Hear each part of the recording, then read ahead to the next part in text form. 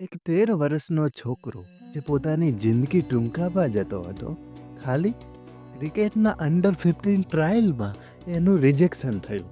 IPL મેચમાં bowling કરતા એનું એવું કોન્ફિડન્સ તૂટ્યું કે જમીન ઉપર બેસીને રડવા લાગ્યો હતો. ત્યારબાદ કેકેઆરની ટીમે એને ડ્રોપ કર્યો અને આવતા સિઝનમાં એને બેન્ચ ઉપર જ બેસાડી રાખવામાં આવ્યો.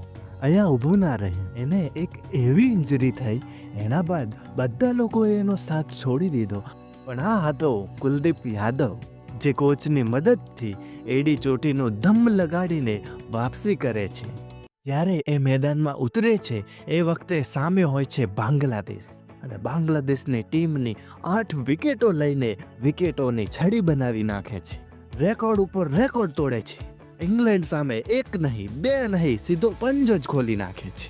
જ્યારે ઇન્ડિયન ટીમને વિકેટની જરૂર હોય છે ત્યારે કુલદીપ યાદવ યાદ આવે છે. એ આપણે જોયું 2024ની T20 વર્લ્ડ કપમાં, અને હાલની ચેમ્પિયન ટ્રોફીમાં પણ વિલિયમસન અને સચિન રવિન્દ્રની વિકેટ લઈને જે કામ કર્યું છે ને, એ લાજવાબ છે.